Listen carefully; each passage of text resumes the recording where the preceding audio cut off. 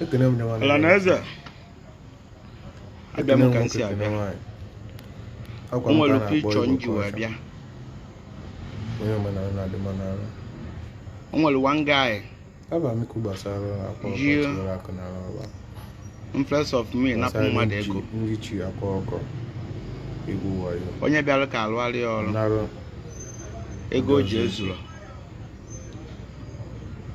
Wenasi. Eji akwa oke egwuregwu. O wee gwa onye afọ bịara ka alụgharị ọrụ. Na weta ego a ka ọ bịa yọọ m na mụ na ya do na mma. Mụ na this boy afunube for the first time. Tomorrow now. Onye femere. No, then I go see picture. I'm at in the video. So even tolo. Egwa. When we get tomorrow now. Olaneze bụ. Yeah, man. Onye ọbụla ma this boy. Agwa ya weta ego abụ ọ napụrụ mmadụ. Na power. O no ji. Kita na oga anyị n'ọzọ akwa onye ọgụ. O nwere ike. Ona asụ mma ụmụnne na awọchi nkịta. Nene. Maka mmadụ esilo obodo kedu obodo dị iva kedu obodo nwe nọmba dị. Mmadụ esilo obodo dị ntu a. Mama afọ obodo a. Wee bịa n'obodo osu wee bịa obodo afọ na nọmba akwụsị +2 ya nọmba bido +222 wee bịa ebe nwa in face of na ọbịa ọrụ o wee bụrụ nọ n'ilu gate anapụsị ndị mmadụ ego na onye na-ekwu ibe a amara m onye ọ bụ ndị na-akpọkasị mmadụ ya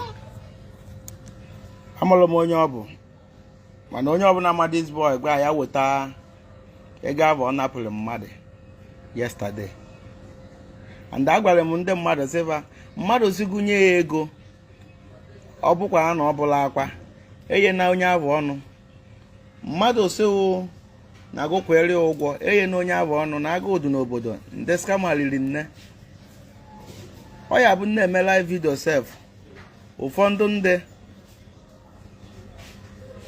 a na-etinye kodo nọmba fasị n'ọfa na amụ n'ọfa aba akwa na-eme live kịta na comment section na efu ndị ya repost si nọmba si n'ọfa aba akwa na ndị wayo ori nne oke kịta anapụgo onye ego onye abụ nọ na-ebe ụrịa na-asị ego ọfụla afụ ka mmadụ napụ ya and the problem o ji wee bịa bụ na di ya nọ na nga ka ọ ga aghọtara m ife men o ji nnukwu problem wee bịa ego nwetazi enweta ka e wee gote ife ya eje lụọ ọrụ mmadụ nọrụgodo n'ilu ụzọ esi abata be m napụ ya dị ego so nwee na-asị kedu ụdị iberibe ndị mmadụ dị iwe nwa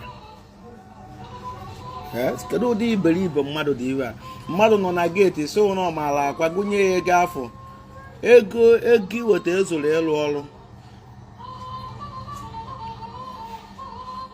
ife yọtanwuru amụba akwa maka na ego ahụ pere mpe ọ bụrụzie mmadụ ke amụba ibe ya yọtanwu m the 10 ama m ụdị ike isi a na-asa ndị mmadụ iwe nwa ma m nọ na-afụ this picture ọfụma ịma sometimes na-eme live video na-eme clacking mana emezikwa m ese foto postuo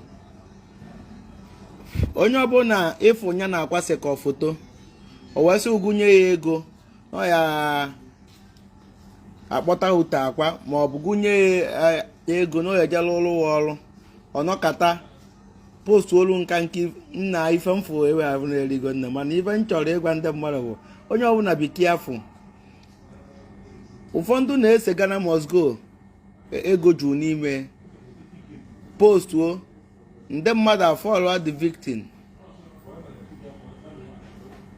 ọsịba na ọ bụzie na fa tinye 200,000 ese ndị alụfe ego otu ikuku ọbịa befa ife na-abụ wayo without na o nwere ife na-alụ onwekwa ife ya eme ego abịa mana ife nji maka ya wee bịagodo bụ maka onye ọbụla ma this boy ya gwa ya wochiata ego ahụ o were ọ bụrụ na o wochiatara ya emesịa mmese ndekwa emesie mfa ka napụ ekwu ife nchi ekwu mana onye ma this boy ya gwa ya si ya wochiata ego ahụ o were azụ ekwusigo m mara onye abụ si na ịma ndụ onye abụ si na ọma ndele gị mma mara afa ya kpọọ abụọ na ịmara afa ya onye omenala dị mma n'arụ. You go back to sender to whom to reconcile. Onye ọbụla mere ajọ okwu, onye ọbụla kwuru ajọ okwu. Nna anyị nwoke. Na tata ka ị na-eme back to N'emekwa sender ihe to na-adị ha. anyị mma. Ya kwa ọgụgụ tiwara aka n'ọrụ n'ọba. Mụba akwa na-ekwu. Ya bụ na-asị. Maka mere unu ncha. Ka nwa bụ ekpere ndụ. Chere anyị echiche ọma. Ma nwoke ma nwaanyị na-ekwu ajọ okwu na-eje ajọ ije bụ isi. Chekwara anyị echiche ọjọọ. Na-eme ajọ ife against you. Ya gazie Tata ka peaceful ị chekwara na-eme anyị. back to sender.